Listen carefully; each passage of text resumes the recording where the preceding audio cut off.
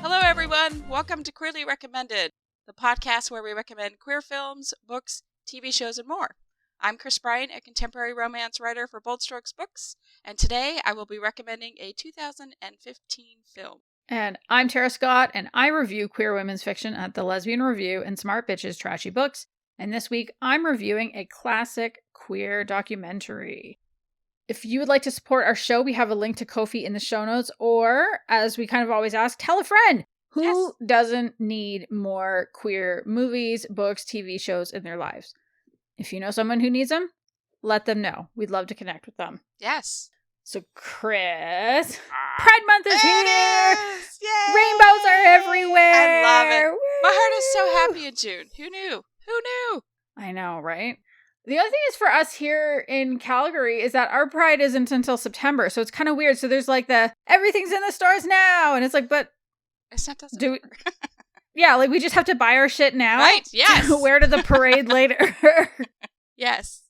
Speaking of that, something that I feel like comes up kind of every year is the corporatization of Pride. And I actually kind of experienced it a little bit directly last year because I was asked to represent my company at Calgary Pride on a virtual panel that they were having. Nice. And as the panel was happening, the moderator was putting in the chat, like, don't look at the comments, because some people were talking basically just about how we were these, like, sellouts and whatever. Yeah, it was a little strange, and I had two thoughts immediately at the same time. The first of which is like, well, I mean, people are entitled to feel whatever they want to feel. Sure. But on the other hand, I felt pretty good that my company asked me to do that, that they trusted me to be an ambassador. And inclusion is truly like a huge value at the company where I work. Because I worked at a company that values inclusion and authenticity and really encourages people to be themselves, that's why I was able to go on the journey of exploring my gender expression and realizing that, oh, maybe I don't want to have long hair. Maybe I feel better with a more mask kind of a style. Like that just feels more me. So what do you think about, Pride is everywhere. Right. Target has quite the collection too.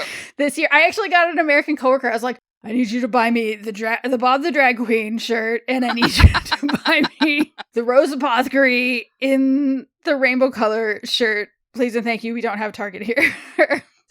First of all, like the fact that you don't have Target there is like crazy because it's everywhere. We did. Oh, you did. We did. So here's the thing. American chain stores love to come to Canada so that they can charge more money. Right. Because they can. But the problem is too many Canadians go to Target when they visit the States. And so they come here and they're like, why would I pay 9 times more? Well, I made that number up. But like, why would I pay way more for this here? Mm-hmm. The whole point of Target is that it's so much cheaper than anywhere else here. And it really didn't last. Like I think they folded up Canadian operations. Oh, wow. Pretty quickly. Yeah. Gosh, they're flourishing here, especially in Missouri.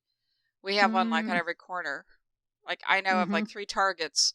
So on my lunch hour at work, I can actually hit 3 Targets if I wanted to. Not at the same, like they're within driving distance of my work. 3 different ones. My coworker said something similar. Yeah. She's in Cincinnati. And so we're all going this week to our company's conference. And so I was like, Cam, can you please get these shirts and bring them to the conference? Please. And she's like, yeah. I bet you at your conference, there's probably a Target like right down the street. You could probably Uber out to Target. They're probably, oh, for sure. Like for sure. And I'm sure there will be a Target trip happening, but I didn't want to risk their not getting that Bob the Drag Queen shirt because it's I think it's a limited edition just for Pride, just with Target, and it's so fucking cool. It's this like mustard yellow and that iconic picture of him with the pink paint dripping down his face. Like it just looks so good. Well, you also have another contact in the United States who can get you these products as well. I'm just throwing that out there. I'm going to ask you next time. If I wasn't going to be seeing my friend so soon where she could literally hand them to me. That's true. Yeah, you were next on my list. It's like, I'm hurt. I'm a little hurt. Oh my God. You're like Vivian in Truth and Measure when she's like, why didn't you ask me for help? Exactly. I would want to help you. I know. I'm such a helper. I like to step in Why do I do that? I like to step in. Is it a control thing or is it a people pleaser thing? I don't know what that is. I don't know that I'm a people pleaser, but I like to help. What does your therapist think? I don't have a therapist. Have you asked? No, I probably need one. Listen, therapy's good for everybody. It is. It is. I love my therapist. He's the best. I wouldn't even know where to begin. My therapist would just shake their head and just I don't know. I wouldn't know where to begin. Yeah, quiet. Thank you. Well, I feel like you probably wouldn't really phase a therapist. True. They've probably heard it all. They've heard it all. Yeah, exactly. Yeah. And it's funny because I'm watching, I think I've mentioned this before, when I work out, if I'm on the treadmill, I'm watching The Sopranos over again. And one of the things is Tony Soprano's going to a therapist. And so it's kind of interesting to watch him, lose control, gain it, lose control, gain it. And it's just such a struggle for him. And I'm like, yeah, that would be me, for sure. That would be me. I'm not going to tell you what you want to know. So yelling in therapy. Although I never yell, so it's interesting. Okay, so what do I think about it? A lot of people are against some of the larger corporations for trying to monetize the whole entire movement, Pride Month. That's just kind of corporate America. That's the way it works. Unfortunately, that's how where we're at. And I'm okay because let me tell you something. I know that everybody on earth hates Abercrombie. I understand. I get it. There's so much going on with that. But they really have the best material and they have really cool Pride stuff. And I feel bad when I buy a t-shirt. But here's what I've learned. Etsy. I've learned on Etsy. They have a lot of great Pride things on Etsy. So for the last couple of years, I've been buying my Pride merchandise from small online Etsy businesses that are here in the United States, just to kind of support. And I try to find something that's close by me, whether it's Ohio, Illinois, Missouri, try to get things from around here. But, I know I have in the past, I've purchased things from Target. I know that I have. And I think Old Navy and Gap are starting to really push the Pride merchandise as well. Yeah, so it's pretty big. It's starting to become big. And I think that's good because that means there's recognition. We're getting more recognized out there and accepted, maybe. That's kind of what I feel too. And I just think, I was in grade school in the 80s and high school in the 90s, and there was no Pride merch to be found anywhere. If you were going to find it at all, it was probably going to be from another queer indie maker. And I wouldn't know how to find those or if they existed, or again, growing up deeply religious. And I just have to think, how great is it that, a kid can go into almost any store this month. Right. And a queer kid can go into almost any store and they can buy something that's affirming for them and that they can do it at an affordable price. And I am all for, yes, absolutely support your indie queer creators 100%. But I just think about all the kids that get that. And I wish I could have been one of those kids. And I'm so happy. Yeah, they can go to Old Navy and pick up a $10 t-shirt. Exactly. It says queer pride or, just pride and a rainbow, whatever. Exactly. Yeah, I agree. Even if they're in a family where maybe it's not safe to wear around them, well, it's still inexpensive enough that they don't have to ask for money, hopefully. They can just go and get it and stash it wherever they stash it and wear it wherever they feel comfortable. Agreed. When is Kansas City Pride? I think it's June. I'm stalling, maybe 10th through the 12th. So it's actually this month. It's soon. Yeah, it's in June. Yeah, it's coming up. And if it's not already, I don't know. I really need to check. And I always want to do a booth. They changed the location, which is awesome. So it used to be down by the river market. It was just not a great, safe place. And you couldn't really get there. It was so far. I mean, you couldn't really get there. You could get there, but it's off by itself. There's nothing there but the actual event. Meaning there's no other stores. There's nothing. There's no people around. So all the people there are there to be there, if that even makes sense. It's not like downtown Boston, where they throw up, what do you call it? Just tents in the middle of the city. No, this is off to the side, you gay people only get to the side type thing. And it's been that way for several years. So this year, they are doing it, if I'm not mistaken, they're doing it at the Atkins Nelson's Museum. We have this huge lawn in front of our massive museum that we have in Kansas City. And it's like right downtown. It's near the plaza. I say downtown. It's near the plaza, which is south of downtown, but it used to be like a really upscale place to shop and restaurants galore. And people used to always hang out there before the River Market and before Crossroads. It's nice. And it's the museum and it's pretty. And I really enjoy it. I love going down there. So, I'm so excited that 2 birds, 1 stone. I get to go to the museum and I get to go to Pride. Is that the museum that perhaps... That's the very one! Yes, where Britt Ryder has written her books for Shameless and Not Guilty is at the Nelson Atkins Museum. Museum banging. Exactly, museum banging. So, the reason why I won't do a booth, I want to do a booth. I really want to do a booth because I feel like if you're going to sell books, like Pride is excellent to sell books. I mean, I went to books. When I went to my Palooza, I sold a ton of books. Anything that's like small and queer and like 1 or 2 days is great. But our Pride is for 3 days, and you have to stay in your booth. You have to have it open for 3 days. What? I can't do anything for 3 days. No. Literally, I cannot stand for 3 days or sit for 3 days. I can't do it. I can't do it. And that's why, like in the past, before COVID, I was always jumping to everybody else's Pride. Hey, Pride in Boston? Yeah, I'll be there. You know, because I'm Central USA, so I can get to anywhere within 1 flight. So that's what I was doing. I was just Pride hopping, selling my books at different Prides.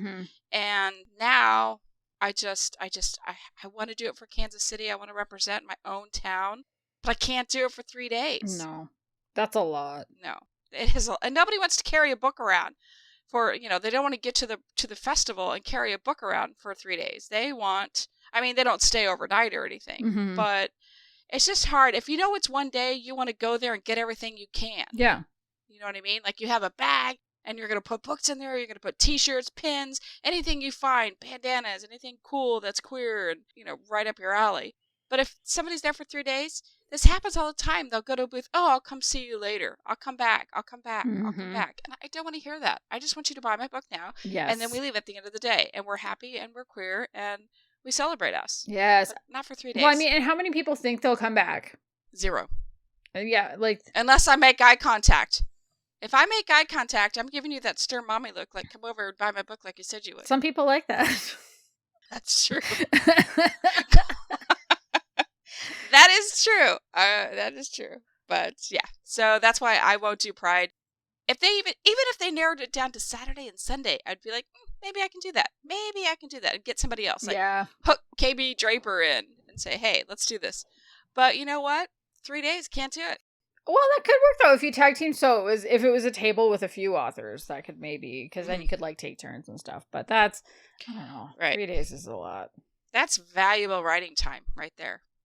Yeah. 3 days is valuable writing time. So. There you go. So we got a listener question. I love listener questions. Do you want to read it? Okay. Yeah. So I totally forgot we had a listener question.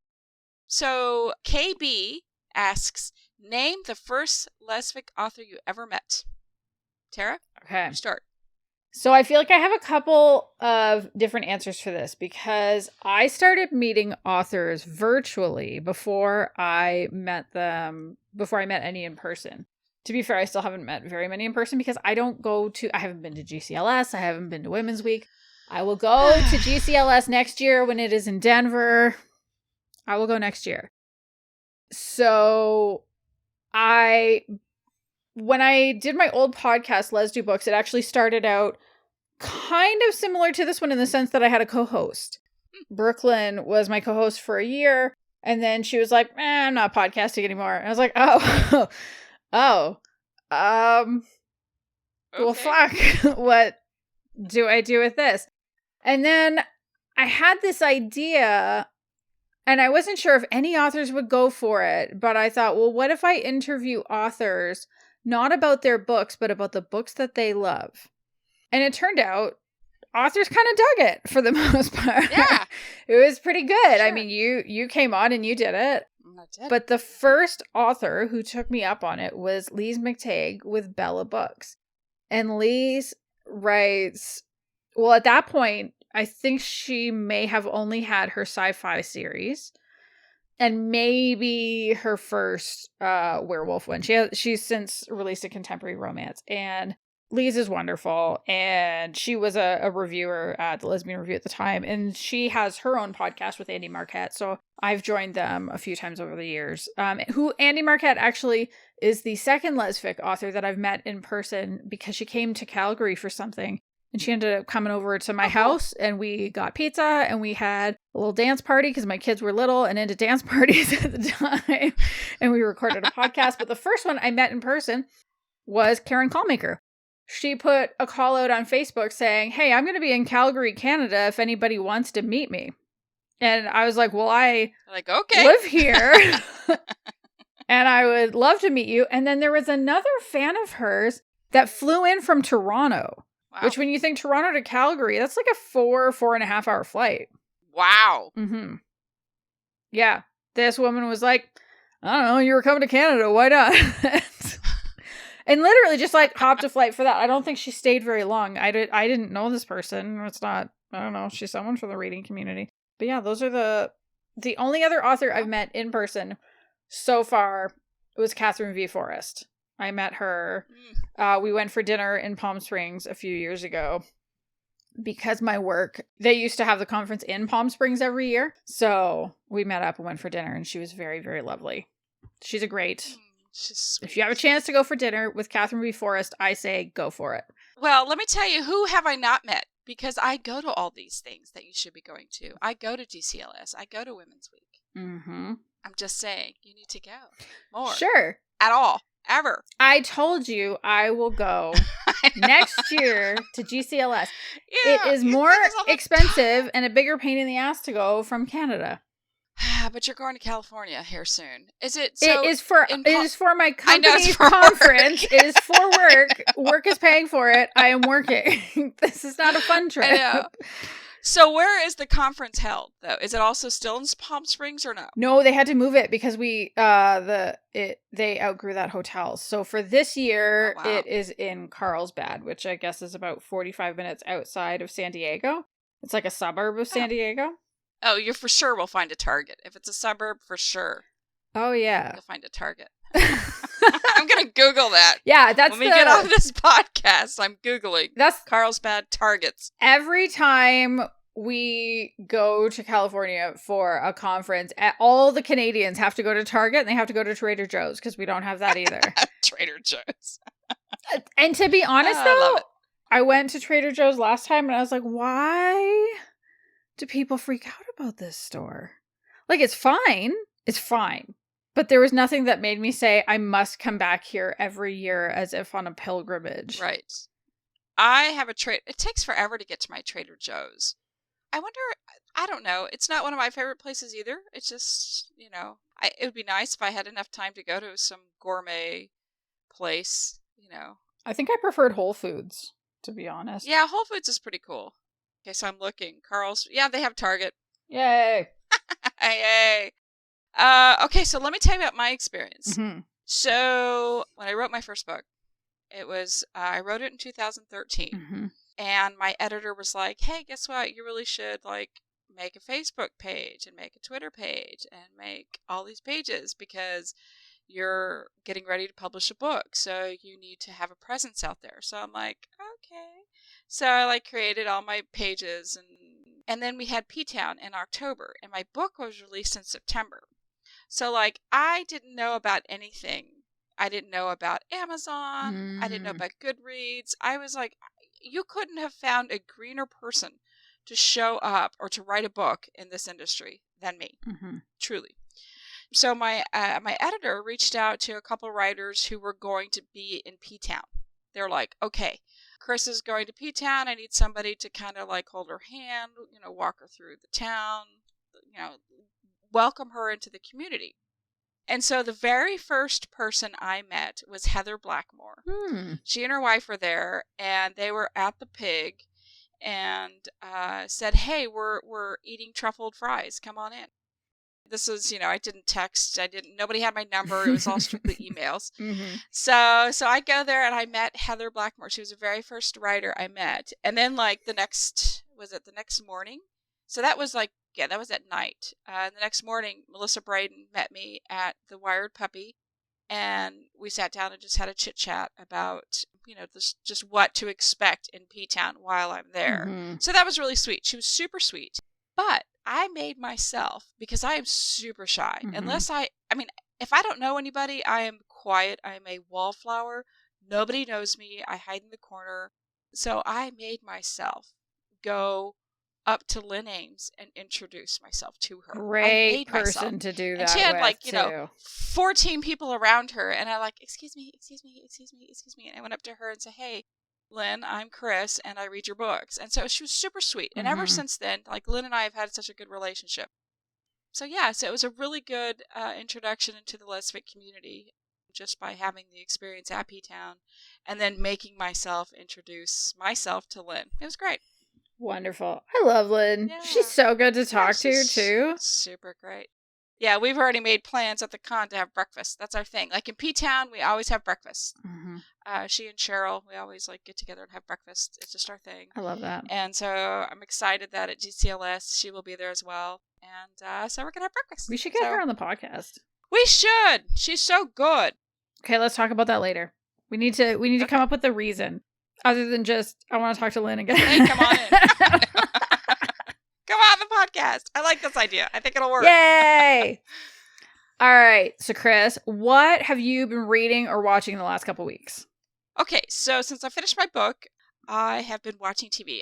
That's no surprise. We all know I watch TV. So, Stranger Things season 4 is out.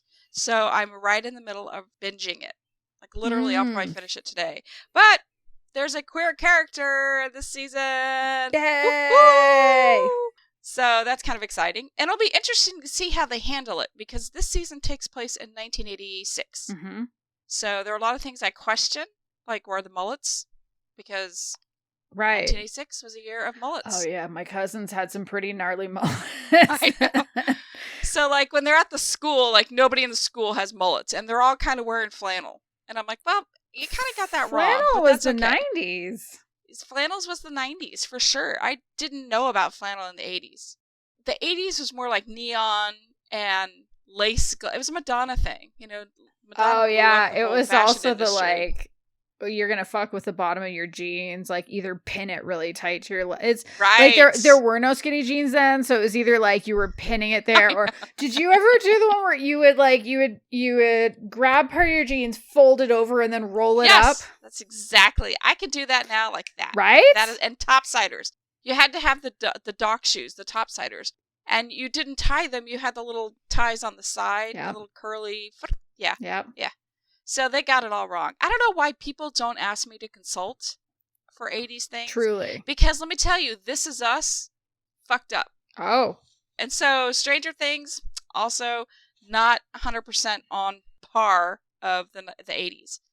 So anyway, I'm watching that. Mm-hmm. I finished The Lincoln Lawyer, which was a short, it was like an 8-episode series on Netflix. It was really, really good. I enjoyed it.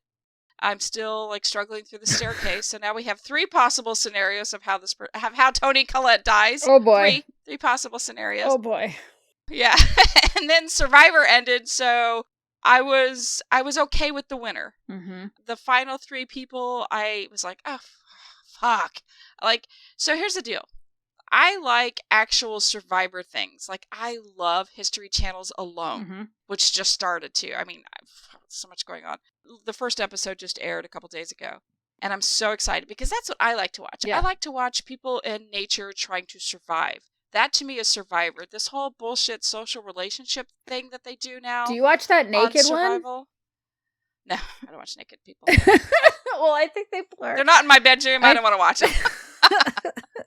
I think they blur some of it out. But isn't there one where you get dropped in the woods and you're naked? You got to figure it out.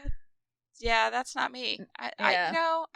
Realistically, I'm not going to be naked in the woods. If it happens, I'm going to at least have shoes and clothes on. It's so funny.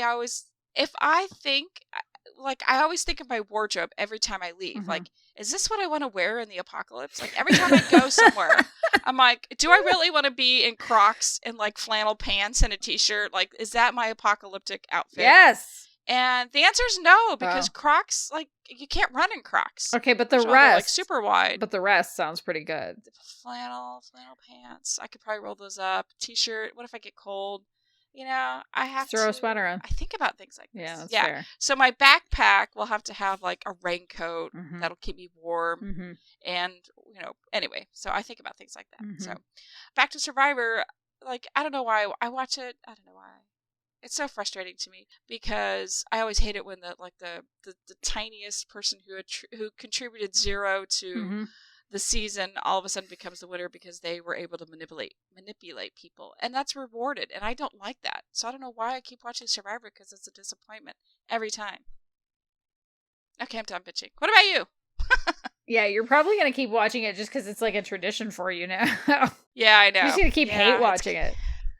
Okay, so for me, Drag Race All-Stars 7 has started. It's so good. It's funny. I think I've probably done some complaining before about like, there's too much Drag Race. There's so much Drag Race. I can't keep up with all the Drag Race. And then there was like 3 weeks with no Drag Race episodes. And I was like, I don't know what to do. My week is off. It was like when I stopped going to church and I was like, what is time? I don't understand. My Sundays are weird. It's like my Friday nights were weird. It is so fucking good. It's 8 contestants. I think it helps that they're all contestants that, like, if you've been watching main Drag Race and even All Stars, like, you know who all these people are. They have chemistry because they've all done touring together and a lot of them are friends. And even better, the looks are so good because they have money.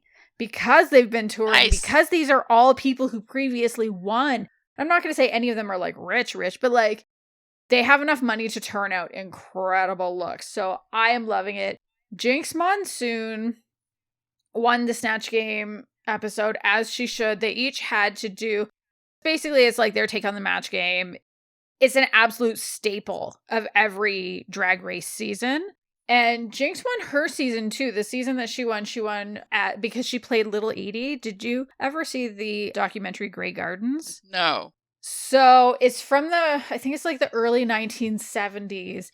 And it's about one of Jackie Onassis's cousins and her daughter, I think. Or I don't think it was her sister and her daughter.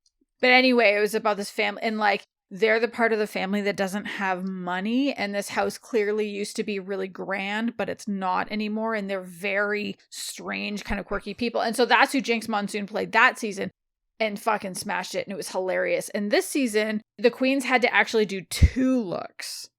They had to choose 2 people to impersonate. And so her first one was Natasha Lyonne and did a great job of that, but then followed it up with Judy Garland. Which might be, I think it is anyway, and Bob the Drag Queen agrees with me on the Pit Stop the Recap show. I think it is the greatest Snatch Game of all time. Wow. I've watched it back probably 6 or 7 times since I first watched it because it's just so good. The impersonation is impeccable, and also that, like, she's hilarious. And so at one point, RuPaul asks, what was over the rainbow, Judy Garland? And just in all seriousness, turns to him and says, well, it was a set, Ru. And just like that kind of, it's so good. I loved it. I'm here for it. I hope Jinx Monsoon wins. Although, honestly, they're all so good. It almost doesn't matter. Although it does feel almost like a Survivor style. There's some people trying to do alliances because no one's getting eliminated. Wow. That's the gag this season. No one's getting eliminated, but whoever wins for the episode, there's like a top 2, and they each get what's called a legendary legend star. And whoever has the most stars, like the 4 with the most, get to be the top 4. But the top 2 for the episode will lip sync, and whoever wins the lip sync gets to block one of the other contestants from getting a star the following week. Oh, wow. Do they know? Ahead of time? Oh, yeah. Oh, that's... Well, because, like, they immediately hand them, it's this, like, supposed to be like a gold-plated plunger, but it's like, here you go. That's funny. You don't get a star next week. It's really, like, it's a good So does gag. it prevent them from doing their best, though, the next week? No, not necessarily, because they can still win. They can still lip sync, and if they win the lip sync, they get $10,000. Oh, well, yeah, okay. That changes things. Yeah. Right? That's kind of what I thought, too. So, yeah, it's really, really good. I can't remember if the last time we talked, had I finished Heartstopper? No, you started or was I still watching it? I think you were like halfway through. I oh, my finished gosh, it. stop it. It was adorable. It's so cute. It is. It is. My son, Nick. I really love it. And it's been renewed for 2 more seasons. Nice. Yes. So I'm very curious to see where it goes. Do Elle and Tao figure their shit out and get together? Probably. I hope so. Do we see more of Charlie's sister? I hope so, because I like her. Does Charlie have a mom? We never see her. Let me think. We see Charlie's dad. And we see Nick's mom. I don't... and Tao's mom. Why can't I think? That's a question. I don't know, because I've probably seen like 19,000 things since then. Because that's all I do. I watch TV. That's all I do. It is. It's so good. Yay! It's so good. So yes, I join you. in recommending that. Belatedly. We also, Neil and I watched Everything Everywhere All at Once because everyone was talking about it. It's the action sci-fi with Michelle Yeoh. How do I not know about this? And I'm like on TV all the time. Whoa, how do you not know this? I don't know. So the idea is that she and her husband, and he is an adult now, but as a child, he was in the Goonies and he played Short Round in Indiana Jones.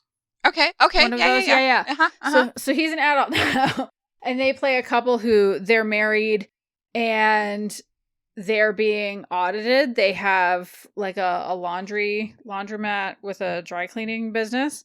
Her dad is there, which is very stressful. And he doesn't know that her daughter is a lesbian and she's kind of trying to manage all of it. And they have to go to the IRS and they meet with Jamie Lee Curtis, who is a complete and total bitch to them. Wow. So it's almost like something or somebody possesses her husband and is like, the multiverse is at risk and you're the only one who can help. And it sort of goes from there. I had a lot of people tell me that it was the best movie they had ever seen. So I think I went into it with overblown expectations. I really enjoyed it. It's very good. It's not the greatest movie I've ever seen, but I do think it does some things that are really special. And because we get to see like glimpses into other versions of this character's life, because it is a multiverse story, there's a world in which Jamie Lee Curtis is not her adversary. And perhaps her partner. Well, this sounds like this is something right up my alley. Sci-fi-ish. It is one of the stranger of the universes, and when you watch it, you'll see why, but I don't want to ruin it for you. And I think it has a really interesting, really strong story at the core about intergenerational trauma. And like more like in the Turning Red kind of way. Like it made us think about Turning Red a lot, the new Disney movie. Oh. Not in like I don't think it would be triggering for anybody. Okay. I guess is all I can say. They both have strong stories of intergenerational trauma, especially around the idea of parents making you feel like you'll never be enough. So yeah, and that was really good. And then yesterday I watched the whole first 2 seasons of Dairy Girls. What? Now they're like 22-minute episodes and there's only 6 episodes a season. Oh, okay. So that's not too bad. So it's like a movie. You watched like a 2.5-hour movie. It was like I watched 2.5-hour movie. Still. Okay, so you were in front of the TV for 5 hours. I was in front of the TV for a really long time. Well, because I watched that and then I watched my official recommendation. So yeah, I spent a fucking lot of time in front of the TV yesterday.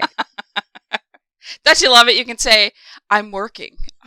Right? Have you seen Dairy Girls? I love it. You know, I think I started it. It's the one with the accents, right? Don't they have a lot of accents? Well, I mean, yes, because it takes place in Northern Ireland.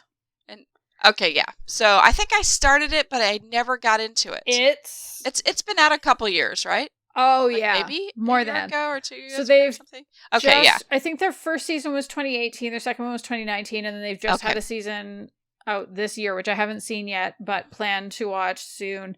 And it takes place in Northern Ireland, in Derry, and it's kind of towards the end of the Troubles. And it follows a bunch of girls and one boy at an all-girls Catholic school, and them kind of negotiating that time at the end of the 90s. And it's very funny. Like, it's very, very okay. I'll have to stick with it. But it's occasionally, like, very poignant because, you know, it was kind of, like, it was a rough and scary time a lot of the time in Northern Ireland. And it was interesting when I was watching, because at first I thought it took place at the beginning of the 90s, but it was actually because it shows sort of where the peace came in and the end of the Troubles. And I realized, oh, it actually took place. So I went to Northern Ireland twice around that time. And so it was really interesting watching it, thinking back to that time and realizing, like, oh yeah, these would have been like some of the people that I hung out with, except I wasn't hanging out with the Catholics. I went there it was our church had a sister church over in Northern Ireland. And so I would have been hanging out with the Protestant kids. Wow. Yeah. Wow. Yeah, I know, right? But it's it's a fun show, very funny in a lot of spots. One of the characters is a lesbian, and apparently in season 3, she finally gets to kiss a girl. And she is in Bridgerton. Stop it. Who is she? Do we know? Well, I haven't seen Bridgerton. Don't drop something like, what? Oh my God. You're the only person on earth who hasn't seen it. Well, now I'm kind of interested since I saw her. You're just like everybody in my family. I can recommend something to them and they're like, yeah, sure, whatever. But the minute a stranger recommends something, they're like all over it. Oh, I have to see this because, you know, Bob at the grocery store told me I need to watch. Wow, lies. I said I'm mostly interested now that I've seen her. So she plays Penelope? Oh my goodness. Okay. All right. Then for sure you need to watch it. You need to watch it. She is the cutest in Derry Girls. There's this one moment where her mom is mad at her and tells her to, like, don't even breathe. And then she, like, the way she holds her breath and the expression on her face, like, I lost it. It was so good. I think everybody right now is throwing things at their radio / computer, however they're listening to this podcast, because you need to watch Bridgerton. I mean, because I don't know. I feel like a bunch of them may not care. I think they will. I think Bridgerton was kind of a big hit with everybody. It's not queer at all, though, is it? No, I don't think so. But you can actually watch something that isn't queer. I'm just saying. Like, half the shit I watch isn't queer. But it's really good, and because of Penelope and Bridgerton, you have to watch it. Everybody, I need everybody who's listening to send Tara a message that she needs to watch Bridgerton. Because I know our listeners have watched this show because it was such a big, huge hit. All right. You're like, whatever. I love your attitude. You're like, whatever, Kris, whatever. I'll watch it if I want to. If I have time. What is your official recommendation this week? Okay, so my official recommendation is a movie from 2015. It's called Fourth Man Out. So, here's the blurb. It's real short. After celebrating his 24th birthday, a mechanic decides to tell his 3 buddies that he's gay. So, think Hallmark movie, blue collar, with just average Joe dudes. That's kind of what this is. It's 4 really good friends that hang out all the time. You know, they do things. They have poker night. They go to the bar certain nights. They watch hockey over at they're always together. These 4 guys are always together. They're in their mid-20s, obviously. Adam, who's the main character who is gay, he's an auto mechanic, and he's super cute, and he has gorgeous hair. I'm so jealous of his hair. It's gorgeous. Absolutely gorgeous. So he's really awkward with men, and he's always super awkward when people try to set him up with women, obviously, because he's gay. Yeah. So Kris is his best friend, and he's even better looking than Adam. Oh, boy. And he goes through women all the time, like Civ just goes through all these women. And he has an open relationship with this one girlfriend. Mm-hmm. But I think he's starting to realize he wants more than just that. It's so funny because when he finds out, when Adam tells the group that he's gay, you know, Kris makes it about him, but not in the way you think. It's more like, yeah, it was really, really hard, to hear, blah, blah. He's talking to his girlfriend, and she's like, yeah, coming out's really hard. He's like, I'm talking about myself. It's like, you selfish bastard. Like, this is an important thing for Adam, your best friend, to say to you. It's really hard. And you need to understand that you need to be, present for him. You need to be supportive. You've been best friends with him forever.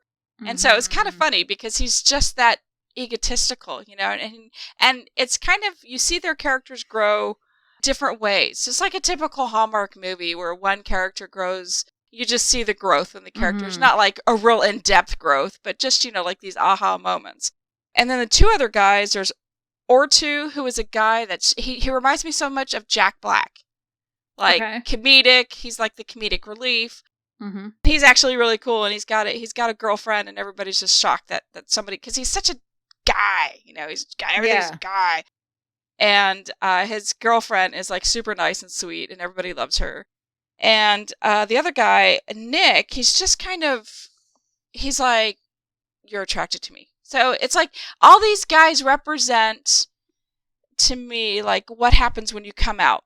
Like, you have the friend who thinks that you're attracted to them. You have the friend who, just that whole process that people go through. It's like, no, just because you're like a dude and I'm a dude doesn't mean I'm attracted to you. It's kind of like how I'm not attracted to every woman I meet. So just me. Yeah, just you. So it was a cute movie. I mean, there's a lot of homophobic slurs, but it's kind of like they've been like that their whole lives. They've always said things. Mm-hmm.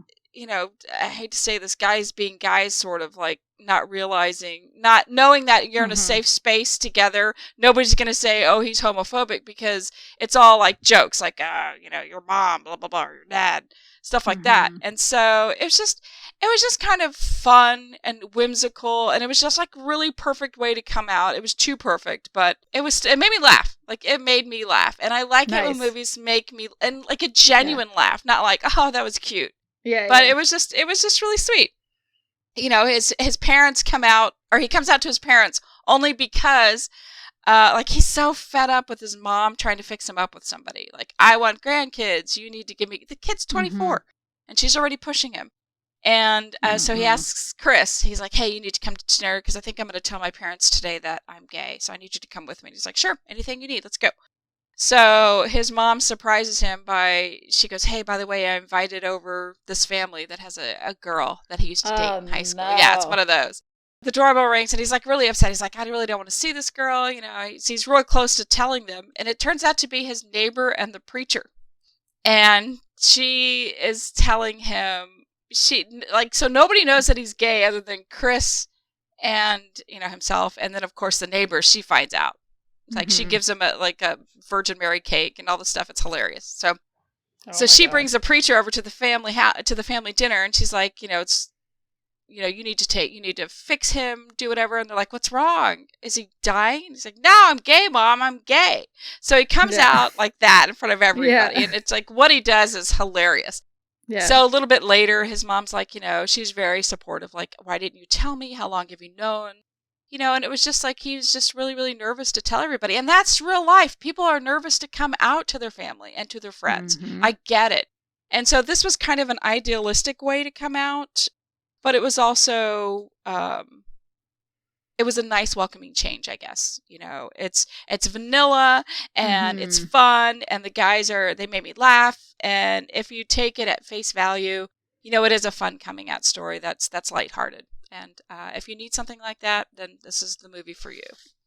Nice. Does he end up with a boyfriend? I'm not going to ruin it for everybody. Okay. So I gave her motions, so there you go. Now I know, because she knows that I... Yeah.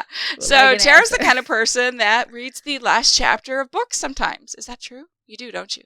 Sometimes. Well, I read whatever I want to read. I will read the very ending. Sometimes I'll read the last chapter. Sometimes I'll skip around to the middle, especially if it seems like there's some serious fuckery about that's giving me anxiety. Then I have to skip ahead, because otherwise I'm going to bail on the book. No, you can't bail on the book. Yes, sometimes I can. You just have to. No. I will not apologize for my anxiety management. This has been working for me for almost 40 years, and I'm just going to keep doing it. Because otherwise, if I bailed on the books, then I wouldn't recommend the books. Well, that's true. But sometimes, like, think about all your books that I reviewed. I skipped to the end for all of them. But they were really, I'm so heartbroken. And if I hadn't, I wouldn't have reviewed any of those books, and we wouldn't be here today. But they're not even angsty. So you're telling me every book you read the ending last. I'm telling you that I write not every happily book. ever after not books all the time. Like, I will never write a book that doesn't have a good ending. It doesn't, like, seal everything up. So I won't do it for, like, mysteries, which I don't read very often. Okay. But like Anne McMahon wrote a couple of mysteries, right? She wrote Dust, and then she wrote Galileo, I think is the name of the follow-up to it.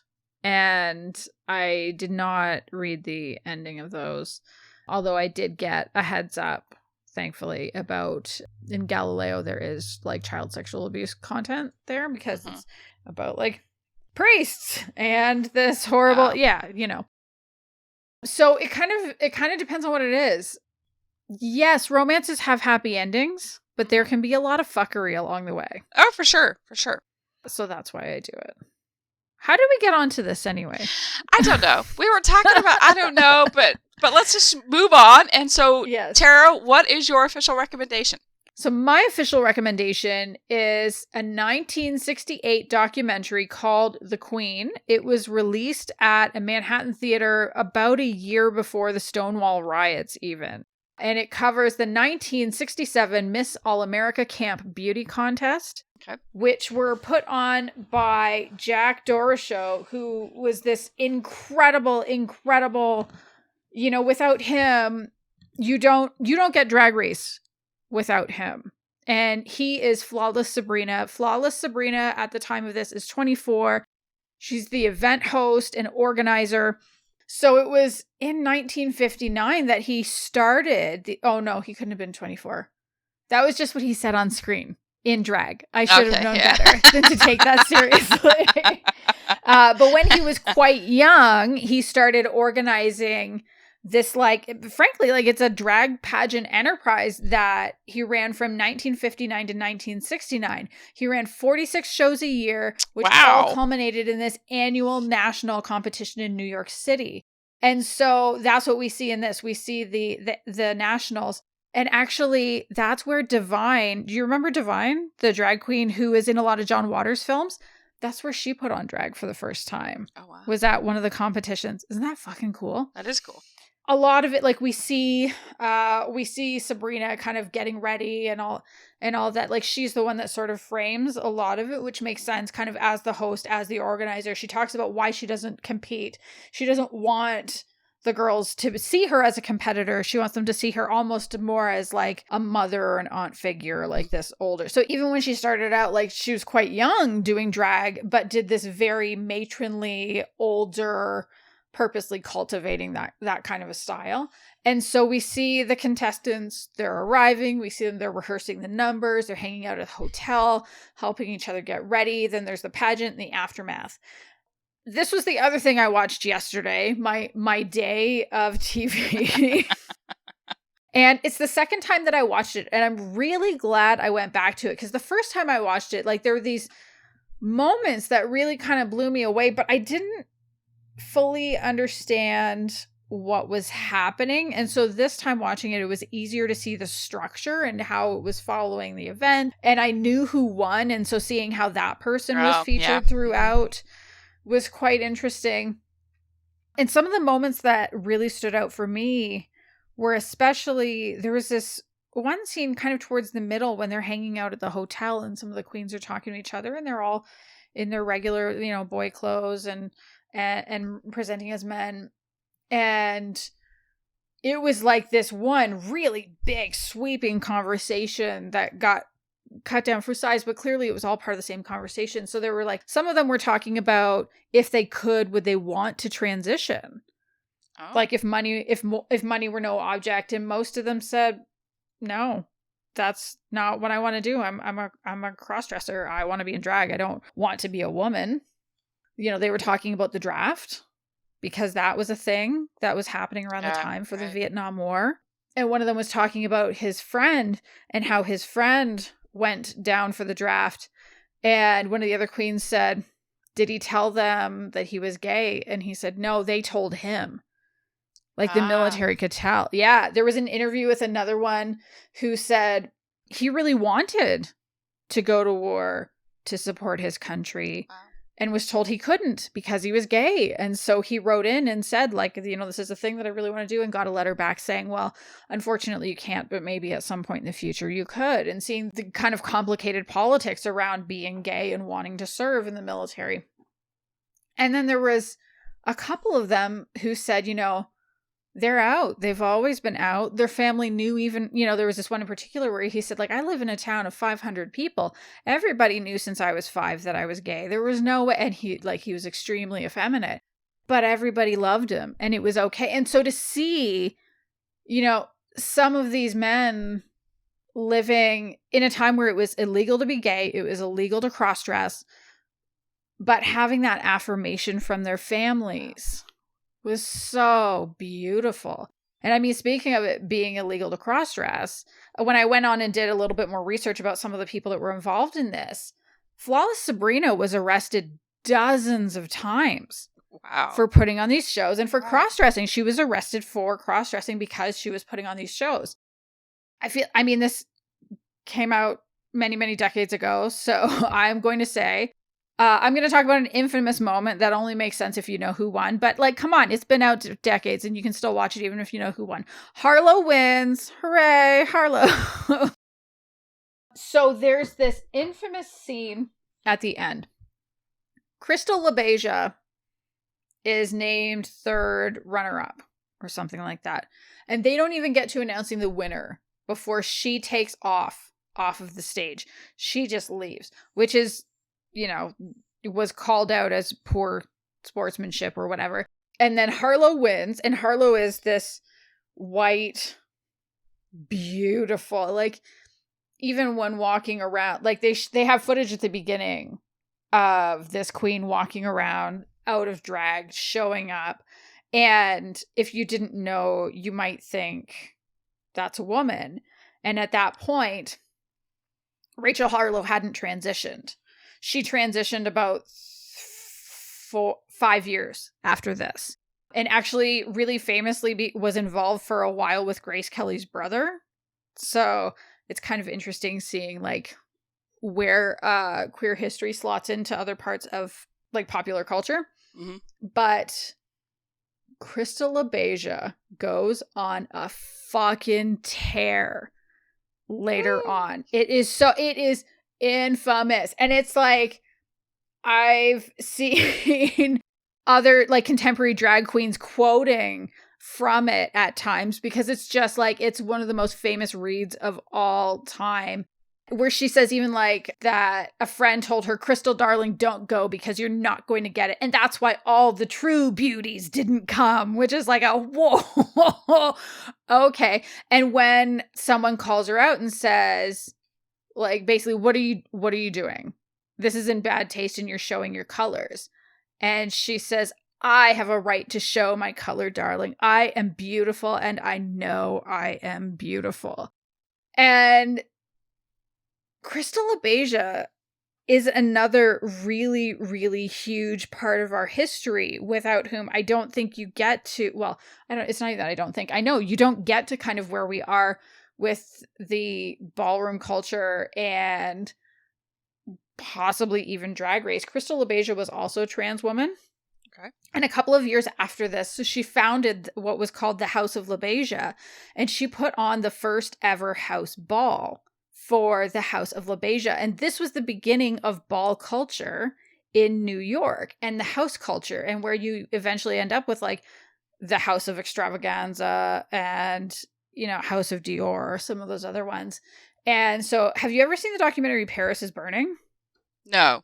Oh, that's fucking fabulous. About ball culture in the 80s. And Pepper LaBeija features really strongly in that. She was the house mother that took over from Crystal. and reigned for kind of the next 30 years. And the House of LaBeija is actually still going strong today. They're currently competing in season 3 of Legendary. Mm-hmm. And so for me, like, it's just this incredible, like, this historical moment. Without this pageant, you don't get to ball culture. So, wow. Yes. Yeah. Really, really fabulous documentary if you want to get kind of a peek into the history of drag and you want to see one of those kind of foundational steps that led to the culture that we have today. Wow. Very cool. That is all for this episode. Thank you so much for joining us. If you've enjoyed the show and you haven't subscribed yet, please make sure you do subscribe wherever you listen to podcasts so it can automatically let you know when we release an episode. Like I said at the beginning, if you have a friend who you think would like the show, please tell them all about it. And if you'd like to support us, we have the link to Ko-fi in our show notes, or you can visit kofi.com/queerly-recommended.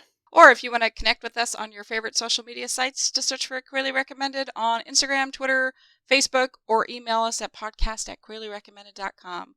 Goodbye, everyone. Goodbye.